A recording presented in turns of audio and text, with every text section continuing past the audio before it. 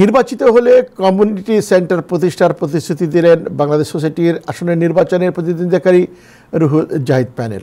রোববার সন্ধ্যায় জ্যাকসন হাইটসের নবান্ন রেস্টুরেন্টের পার্টি হলে অনুষ্ঠিত পরিচিতি সভায় এই প্রতিশ্রুতি দেওয়া হয়।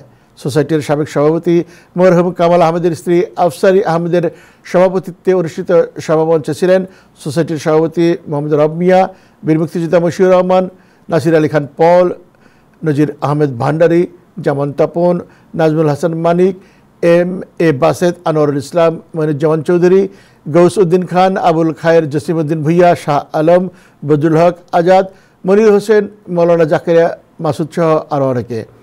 সবাই প্যানেলের সফলতা কামনা করে বিশেষ দোয়া পরিচালনা করেন জামাইকা মুসলিম সেন্টারের ইমাম মাওলানা মির্জা আবু জাফর বেগ। অনুষ্ঠানটি সঞ্চালনা ছিলেন যে মোল্লা সানি। অনুষ্ঠানে বিপুল সংখ্যক প্রবাসী বাংলাদেশি উপস্থিত ছিলেন।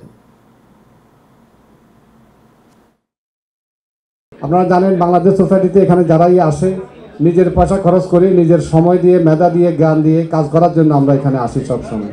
তো আমি চাই এই রুহুল আমিন সিদ্দিকীর সাথে আমি কাজ করছি এবং এই ফুল টিমের সাথে আমি কাজ করছি। আর সবচাইতে বড় কথা হলো যে সেক্রেটারি আপনাকে দিতেছি আমাদের এখানে জাহিদ মিন্টু। এই জাহিদ মিন্টু আমাদের নোয়াখালীর সোসাইটিতে 2 বারের সেক্রেটারি ছিলেন, মেম্বার ছিলেন।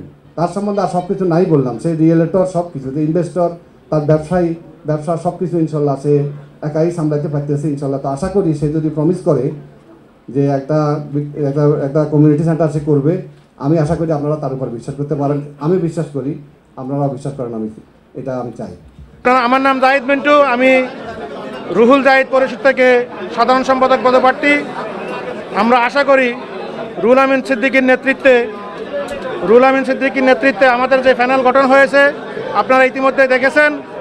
আপনাদের প্রতি আমার অনুরোধ, বাংলাদেশি কমিউনিটির জন্য, বাংলাদেশি যারা এখানে বসবাস করেন তাদের প্রয়োজনীয়তা, তাদের যে নেসেসিটি, ওটার জন্য কি করতে হবে এবং কি করলে মানুষের উপকারে আসবে, ওই জিনিসটা নিয়ে আমরা ইনশাল্লাহ আলোচনা করব।